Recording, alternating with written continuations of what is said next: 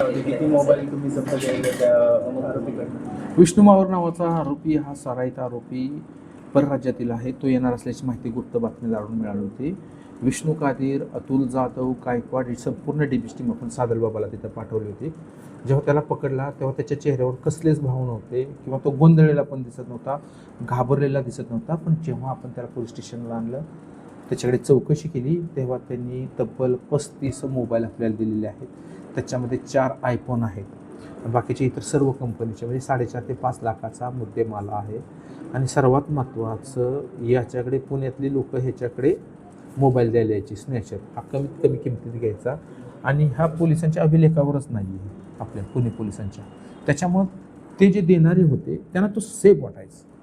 तर आता तो सापडलेला आहे. आपण राजस्थान पोलिसांशी संपर्क करतोय की याच्यावर काही गुन्हे असेल तर आम्हाला कळवा. पुढची प्रक्रिया सुरू आहे. पण तो म्हणतोय की इथले जे चेन स्नॅचर आहेत ते त्याला द्यायचे आणि तो डील करायचा. मग इथले चेन स्नॅचर त्यांच्यावरती काय तुम्ही आळा घालणार आहे किंवा त्या थ्रू असं कुठलं तर मागचे जे आरोपी आहेत त्यांच्या पाठलाग करणार आहे का नाही? ह्याच्यामध्ये जो मोबाईल स्नॅचर आहे त्याच्यावर आम्हाला इतरचे मोबाईल स्नॅचर मिळाले तर वेल अँड गुड. फक्त त्याच्यामध्ये मोबाईल स्नॅचिंगचेच नाही तर चेन स्नॅचिंगचे पण गुन्हे ओपन होतील. त्यांचा शोध घेत आहे. त्याच्याकडे जो मोबाईल आहे त्याचे कॉल डिटेल्स काढून तो कुणाकुणाच्या संपर्कात होता ते आपण बघत आहोत. रॅकेट आहे सर म्हणतो? रॅकेट असू शकतं. अद्यापर्यंत त्याला आता फक्त थोडा वेळ झाला आहे त्याला पकडून आपण. पण जेव्हा पोलीस कस्टडी रिमांड त्याला मिळेल त्यावेळेला याचा संपूर्ण उलगडा होईल.